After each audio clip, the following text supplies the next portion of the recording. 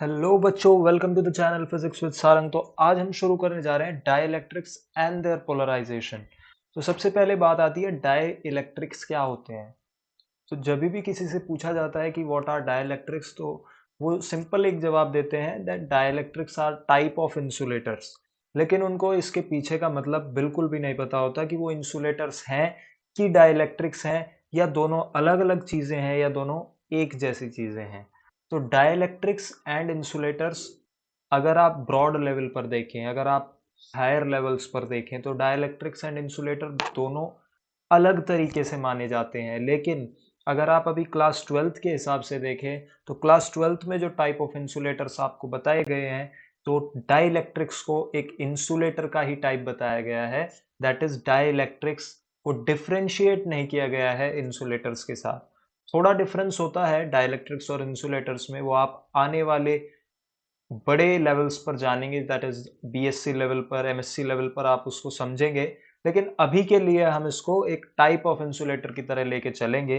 तो type of insulator ये किस तरीके से है कि a dielectric is a substance which doesn't allow the flow of charges through it, यानी कि फ्रीली कोई भी चार्ज कैरियर मूव नहीं करेगा डाइइलेक्ट्रिक के अंदर, लेकिन इलेक्ट्रोस्टैटिक फोर्स आपस में वो एक दूसरे पर एक्सर्ट कर सकते हैं, यानी कि लगा सकते हैं in the presence of external electric field। that is external electric field अगर आप लगाएंगे तो इलेक्ट्रोस्टैटिक फोर्स अंदर के चार्ज कैरियर्स पर लग जाएगा। वो डाइइलेक्ट्रिक्स होते हैं, यानी कि डाइइलेक्ट्रिक्स किसी भी तरीके से इलेक्ट्रिसिटी को कंडक्ट नहीं करेंगे, क्योंकि flow of charges he electricity होती है, इलेक्ट्रिक करंट होता है, flow of charges constitutes electric current. तो दोनों का डिफरेंस है कंडक्टर और डाइइलेक्ट्रिक में, वो समझेंगे हम to applying external electric field. तो हम एक्सटर्नल इलेक्ट्रिक फील्ड की प्रेजेंस में क्या बिहेवियर है दोनों के, कंडक्टर एंड डाइइलेक्ट्रिक के, उसको समझते हैं सबसे पहले। तो डाइइलेक्ट्रिक को हम समझ ही गए हैं, ये आप डेफिनेशन अगर लिखना चाहें तो लिख सकते हैं। तो इंसुलेटर्स को ही क्लास 12 तक तो इंसुलेटर्स को ही डाइइलेक्ट्रिक कहा गया है। जो ये माइक्रोस्कोपिक इफेक्ट होता है, देखिए, जो भी आपके चार्ज कैरियर्स हैं लाइक इलेक्ट्रॉन्स, तो इलेक्ट्रॉन्स एक्सटर्नल इलेक्ट्रिक फील्ड की प्रेजेंस में स्मॉल मूवमेंट्स सफर करते हैं, यानी कि स्मॉल मूवमेंट्स उनके अंदर दिखाई देते हैं एटम्स के अंदर और मॉलिक्यूल्स के अंदर। या तो एटम्स होंगे या मॉलिक्यूल्स के अंदर इलेक्ट्रॉन होते हैं। तो इलेक्ट्रॉन एक बहुत ही स्मॉल डिफ्लेक्शन शो करेंगे एक्सटर्नल इलेक्ट्रिक फील्ड की प्रेजेंस में। तो जब ये डिफ्लेक्शन शो होगा, इस डिफ्लेक्शन का जो इफेक्ट होगा, वो कई सारी इलेक्ट्रिक प्रॉपर्टीज को जन्म देता है फॉर अ डाइइलेक्ट्रिक। तो इसका एग्जाम्पल क्या है, ग्लास, वैक्स, वाटर। यानी कि यहां पर आप वही एग्जाम्पल्स देंगे जो कि आप इंसुलेटर्स में देते हैं, है ना। इंसुलेटर्स वाले ही एग्जाम्पल आपके डाइइलेक्ट्रिक्स में भी चलेंगे। अब हम समझते हैं कि डिफरेंस क्या है कंडक्टर और डाइइलेक्ट्रिक के बीच में through applying an external electric field. तो जब आप कंडक्टर की बात करते हैं, तो कंडक्टर कुछ इस तरीके से, हम एक स्फेरिकल बॉडी ले रहे हैं, स्फेरिकल भी नहीं, इसको आप एक तरीके से राउंड शेप्ड बॉडी कह सकते हैं। हम एक इस तरीके से ओवल शेप्ड बॉडी ले रहे हैं, और उस पर हम एक इलेक्ट्रिक फील्ड अप्लाई कर रहे हैं, दैट इज ई नॉट। ये आपका एक्सटर्नल इलेक्ट्रिक फील्ड है, यानी कि हम इसको एक सोर्स के बीच में रख रहे हैं जो कि इलेक्ट्रिक फील्ड प्रोड्यूस कर रहा है, और उसके बीच में आपने इस बॉडी को रखा है। दैट इज अंदर भी इलेक्ट्रिक फील्ड होगा ई नॉट। ये तो हमारा वही इलेक्ट्रिक फील्ड है। लेकिन जब हम बात करते हैं अंदर की, तो electrons are free to move, electrons are free to move. और ई नॉट अगर यहां पर लग रहा है इस डायरेक्शन में, दैट इज यहां पर पॉजिटिव है, यहां पर नेगेटिव है कहीं। ये बात आपको समझ में आ रही है, क्योंकि electric field originates from a positive source. तो पॉजिटिव सोर्स की वजह से इलेक्ट्रिक फील्ड इस डायरेक्शन में है। तो जो इलेक्ट्रॉन्स इस बॉडी के अंदर हैं, वो किधर को डिफ्लेक्ट होंगे, पॉजिटिव चार्ज की साइड डिफ्लेक्ट होंगे। That is electrons will drift towards this side. And electrons अगर इस साइड पर आएंगे, दैट इज यहां पर नेगेटिव चार्ज डेवलप हो जाएगा, क्योंकि यहां पर इलेक्ट्रॉन्स का एक्सेस हो जाएगा। लेकिन यहां से इलेक्ट्रॉन्स जा रहे हैं तो यहां पर आपका पॉजिटिव चार्ज एक्यूमुलेट होगा, क्योंकि इलेक्ट्रॉन्स यहां से जा रहे हैं, इलेक्ट्रॉन्स की जहां भी कमी होगी वहां पॉजिटिव चार्ज आ जाएगा। और इसी सरफेस चार्ज डेंसिटी को आप सिग्मा एफ यानी कि फ्री सरफेस चार्ज डेंसिटी कह रहे हैं। ये फ्री को डिनोट कर रहा है सिग्मा एफ। और जो अंदर जो इंड्यूस्ड चार्जेस हैं, दैट इज इस साइड नेगेटिव और इस साइड पॉजिटिव हैं, इनकी वजह से जो इंटरनल इलेक्ट्रिक फील्ड प्रोड्यूस हो रहा है उसको हम कह रहे हैं induced electric field.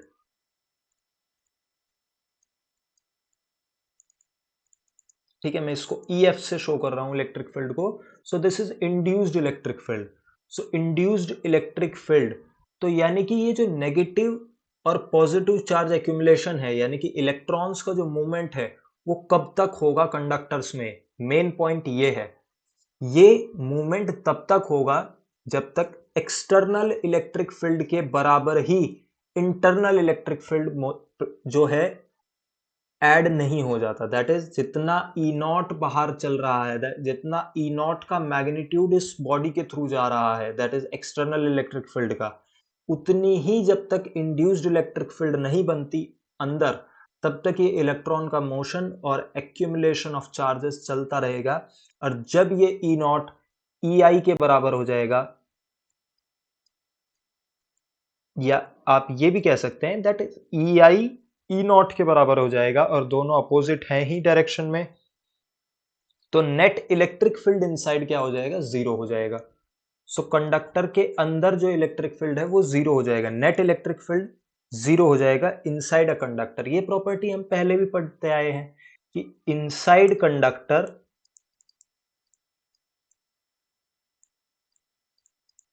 Electric field is zero.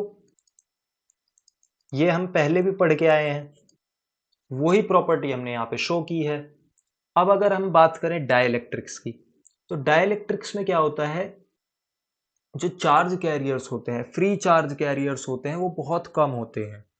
Dielectric have very negligible amount of charge carriers as compare to conductor, we know. तो डाइलेक्ट्रिक में क्या होगा, जो एक्सटर्नल इलेक्ट्रिक फील्ड होगा वो डाइपोल मोमेंट किस तरीके से करेगा, इंड्यूस करेगा, वो हम आने वाले सेक्शंस के अंदर देखेंगे। लेकिन उससे पहले आप ये समझिए कि इंड्यूस्ड जो डाइपोल मोमेंट होगा, वो जो इलेक्ट्रिक फील्ड डेवलप करेगा वो इतना अमाउंट में नहीं होगा जितना कि कंडक्टर्स में बनता है, क्योंकि यहां पर चार्ज कैरियर्स की कमी है। यहां पर आपके चार्ज कैरियर्स कम है, तो इसी वजह से यहां पर मूवमेंट या मोबिलिटी ऑफ चार्ज कैरियर्स कम होगी। दैट्स वाई यहां पर इंड्यूस्ड इलेक्ट्रिक फील्ड कम होगा। तो ये जो ई नॉट है ये बड़ा रहेगा ई आई से, यानी कि कभी induced electric field E not जितना हो ही नहीं पाएगा। दैट्स वाई अंदर एक नेट इलेक्ट्रिक फील्ड होगा डाइलेक्ट्रिक्स के अंदर, अगर आप एक्सटर्नल फील्ड लगा रहे हैं। तो ये हमारा बिहेवियर में डिफरेंस है एक्सटर्नल इलेक्ट्रिक फील्ड में कंडक्टर्स और डाइलेक्ट्रिक्स का। अब अगर हम बात करें एक और चीज की, polar and non polar dielectric, तो नॉन पोलर सबसे पहले देखते हैं। नॉन पोलर में हमारा एग्जांपल है hydrogen molecule, that is H2। Non polar molecules क्या होते हैं, जहां पर आपका पॉजिटिव चार्ज का सेंटर ऑफ मास कोइंसाइड करता है नेगेटिव चार्ज के सेंटर ऑफ मास से, वो होता है आपका non polar molecule. That is positive charge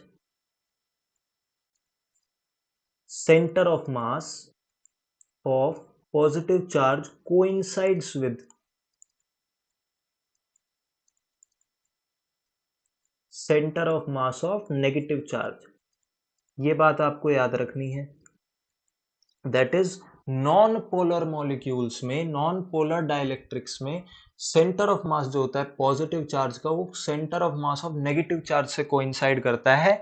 that's why ये नॉन पोलर क्यों कहे गए, नॉन पोलर ये इसलिए कहे गए क्योंकि यहां पर कोई डाइपोल मोमेंट नहीं होता।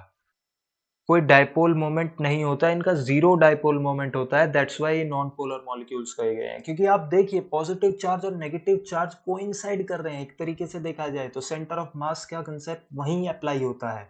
सेंटर ऑफ मास दोनों चार्जेस के कोइंसाइड कर रहे हैं, दैट्स वाई कोई डिस्टेंस नहीं है दोनों पॉजिटिव और नेगेटिव चार्जेस के बीच में। दैट्स वाई डाइपोल मोमेंट क्या होता है, अगर हम डाइपोल मोमेंट की डेफिनेशन देखें तो चार्ज इधर charge multiply by the distance, distance ही नहीं है तो डाइपोल मोमेंट कहाँ से हो जाएगा, और डाइपोल मोमेंट नहीं है, दैट्स वाई इसको नॉन पोलर कहा गया है। इसके जितने भी आपके एग्जांपल्स हैं वो होंगे hydrogen molecule, nitrogen molecule, oxygen molecule, ये सब आपके एग्जांपल है नॉन पोलर डाइलेक्ट्रिक्स के। अगर आप बात करें पोलर डाइलेक्ट्रिक्स, तो पोलर डाइलेक्ट्रिक्स में आपका एग्जाम्पल आ गया HCl, जो हमने यहाँ बनाया है। HCl में आप देख पा रहे हैं कि जो सेंटर ऑफ मास है पॉजिटिव चार्ज का, वो कोइंसाइड नहीं कर रहा है centre of mass of negative charge. इस डेफिनेशन को आप खुद लिखिएगा कि centre of mass of positive charge doesn't coincide with the centre of mass of negative charge and they are known an polar dielectric. Polar क्यों कहा गया है, क्योंकि इनके बीच में आप देख पा रहे हैं यहाँ पर डिस्टेंस है पॉजिटिव और नेगेटिव चार्ज के बीच में, दैट्स वाई यहाँ पर एक डाइपोल मोमेंट होगा पॉजिटिव से नेगेटिव की साइड। ये बात आप समझ पा रहे हैं। लेकिन नहीं, ये हमारा मॉलिक्यूल इस तरीके से बन गया है, यहाँ पर मॉलिक्यूल में डिफेक्ट है देखिए, क्योंकि हमारा जो डाइपोल मोमेंट होता है, डाइपोल मोमेंट की डायरेक्शन हमने गलत लिखी है।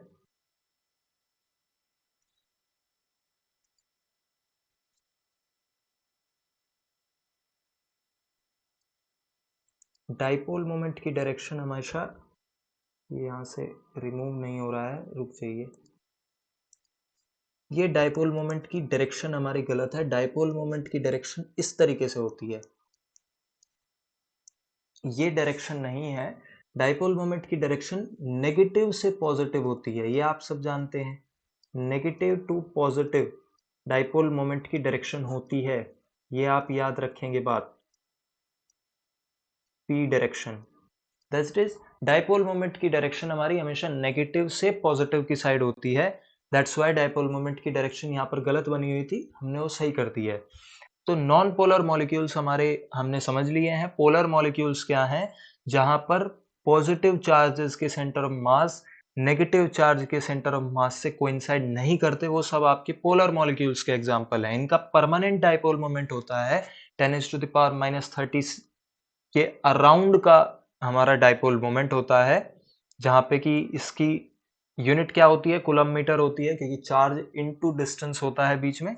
तो एग्जाम्पल हमारा क्या है, OH बॉन्ड, किसके अंदर, H2O के अंदर। देखिए H2O में ये जो होता है, ये हमारा H2O मॉलिक्यूल होता है। H2O मॉलिक्यूल में जो HO बॉन्ड है, that is hydrogen oxygen bond है, ये हमारा एक तरीके से पोलर फॉर्म दिखा रहा है, पोलर फॉर्म दिखा रहा है, क्योंकि यहाँ पर ये कोइंसाइड नहीं कर रहे हैं इनके पॉजिटिव और नेगेटिव चार्ज के सेंटर ऑफ मास। ये देखा जाए तो ये हमारे डिफरेंसेस हैं पोलर और नॉन पोलर डाइलेक्ट्रिक्स के बीच में। अगर ये क्वेश्चन आता है तो आपको ये बातें बतानी है, सबसे पहला सेंटर ऑफ मास के बारे में, दूसरा इनके सिमेट्री के बारे में, और तीसरा इनका एग्जाम्पल, तो आप ये बताएंगे। अब बात आती है polarisation of a non polar dielectric in an external field. देखिए अब हम समझते हैं कि पोलराइजेशन हो कैसे रहा है इलेक्ट्रिक फील्ड के अंदर, वेदर वो नॉन पोलर डाइलेक्ट्रिक है और पोलर डाइलेक्ट्रिक है। अगर नॉन पोलर डाइलेक्ट्रिक है तो हम जानते हैं नॉन पोलर डाइलेक्ट्रिक में क्या होता है, हमारा centre of mass of positive charge negative charge के साथ कोइंसाइड करता है। तो हम यहाँ पे यही देख रहे हैं, तो यहाँ पर कोई भी डाइपोल मोमेंट नहीं है अभी, ठीक है, क्योंकि सबके सेंटर ऑफ मास कोइंसाइड कर रहे हैं, तो कोई भी डाइपोल मोमेंट अभी नहीं है, क्योंकि यहाँ पर इलेक्ट्रिक फील्ड क्या है, जीरो है। लेकिन जैसे ही हम फील्ड अप्लाई करेंगे तो यहां पर स्ट्रेचिंग होगी मॉलिक्यूल की स्ट्रेचिंग होगी, दैट्स वाई नेगेटिव चार्ज किस साइड आएगा, पॉजिटिव चार्ज, क्योंकि इस साइड हमारी फील्ड किस साइड जा रही है, फील्ड इस साइड है। तो इधर पॉजिटिव होगा, इधर कहीं नेगेटिव सोर्स होगा। दैट्स वाई हमारा जो नेगेटिव चार्ज है वो इस साइड आएगा, सभी मॉलिक्यूल्स में नेगेटिव चार्ज इस साइड एक्यूमुलेट होगा और पॉजिटिव चार्ज इस साइड होगा। दैट्स वाई स्ट्रेचिंग होगी मॉलिक्यूल की, इस तरीके से पोलराइजेशन होगा। देखिए यहाँ पर, अब यहाँ पर कुछ नेट डाइपोल मोमेंट है, हर मॉलिक्यूल के पास कुछ नेट डाइपोल मोमेंट है। दैट्स वाई टोटल डाइलेक्ट्रिक के पास कुछ ना कुछ नेट डाइपोल मोमेंट है, नेट डाइपोल मोमेंट।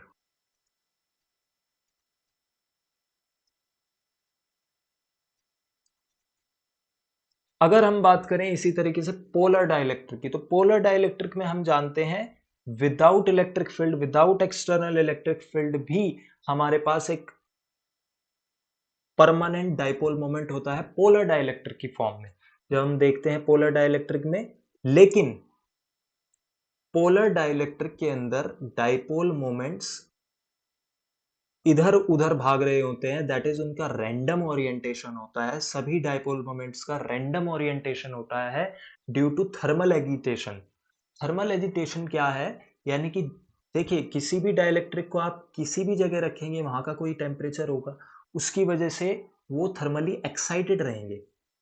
तो सभी पोलर मॉलिक्यूल्स रैंडम ओरिएंटेशन में होंगे, दैट इज किसी की डायरेक्शन ऐसे है, किसी की डायरेक्शन ऐसे है, किसी की डायरेक्शन ऐसे है, किसी की डायरेक्शन इस तरीके से है, किसी की डायरेक्शन इस तरीके से है। तो ये जो रैंडम ओरिएंटेशन है डाइपोल मोमेंट्स का, इसकी वजह से जो नेट डाइपोल मोमेंट होगा वो कैंसिल आउट करेंगे आपस में सब कुछ। अगर होल सिस्टम को देखा जाए, होल सिस्टम के अंदर बहुत सारे डाइपोल मोमेंट्स हैं और हर एक डायरेक्शन के लिए हमारे पास एक अपोजिट डायरेक्शन होगी ही होगी पूरे मॉलिक्यूल में कहीं ना कहीं।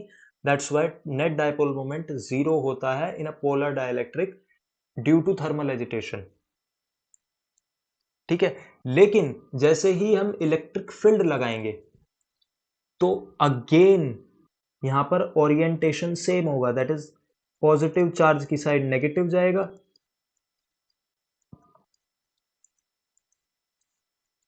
और नेगेटिव चार्ज की साइड पॉजिटिव जाएगा। देखिए पॉजिटिव चार्ज की साइड नेगेटिव जा रहा है और नेगेटिव चार्ज की साइड पॉजिटिव जा रहा है, और देखिए नेट डाइपोल मोमेंट सबका एक ही डायरेक्शन में जा रहा है।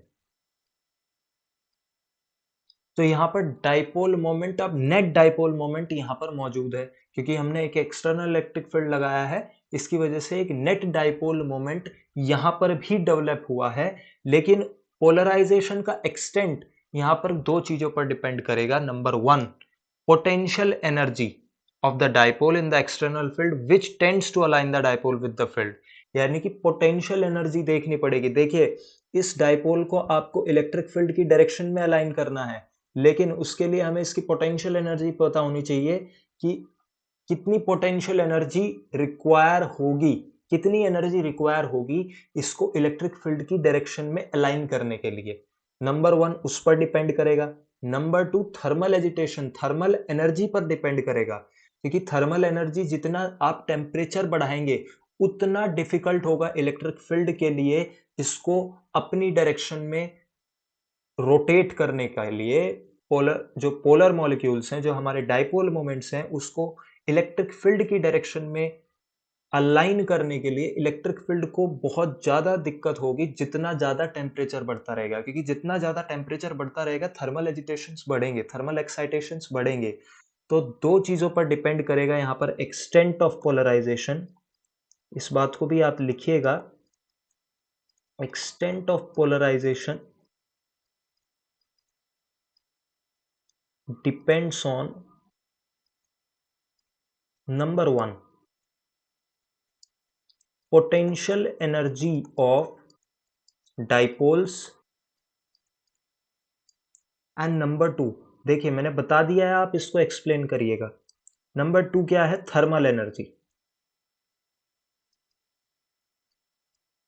ठीक है, तो यहां पर पोलराइजेशन दो चीजों पर डिपेंड कर रहा है। Number one, potential energy of the dipole in the external electric field, and number two is thermal energy of agitation which tends to randomize the alignment of the dipole. That is thermal energy वही है, उसको excite करेगी और वो फिर अपनी orientation को छोड़ के भागेगा। दैट्स वाई दो चीजों पर डिपेंड हो रहा है पोलराइजेशन। और अगर आप पोलराइजेशन को डिफाइन करना चाहें तो whether it is polar molecule, whether it is a non polar molecule, polarization की सिर्फ एक डेफिनेशन है, वो है पोलराइजेशन की ये डेफिनेशन आपको हमेशा काम आने वाली है। आप किसी भी लेवल पर हो फिजिक्स के, पोलराइजेशन की डेफिनेशन सिंपल सी एक ही है कि it is defined as the dipole moment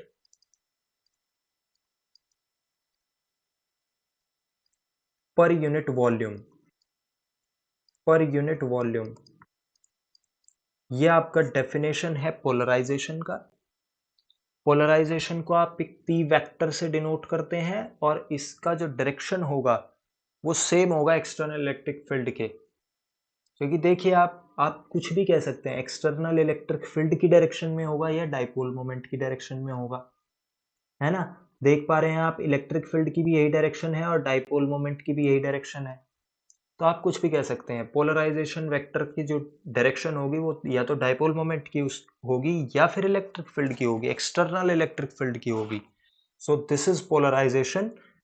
अब हम नेक्स्ट वीडियो में जो करने जाएंगे वो हम देखेंगे किस तरीके से रिडक्शन होता है पोलराइजेशन का, किस तरीके से रिडक्शन होता है इलेक्ट्रिक फील्ड का, what is dielectric constant, polarization density के बारे में हम बात करेंगे, एक टर्म होती है इलेक्ट्रिक ससेप्टिबिलिटी, उसके बारे में हम सेकेंड पार्ट में बात करेंगे। एंड हमारा डाइलेक्ट्रिक कांस्टेंट और इलेक्ट्रिक ससेप्टिबिलिटी के बीच में एक रिलेशन होता है, उसके बारे में भी हम नेक्स्ट वीडियो में बात करेंगे। अगर आपको इस टॉपिक में कुछ भी डिफिकल्टी हो रही है तो आप मेरे से कमेंट बॉक्स में पूछ सकते हैं, और अगर आपको वीडियो पसंद आई हो तो लाइक करें, चैनल को सब्सक्राइब करें for the notification of our upcoming videos. Thank you so much.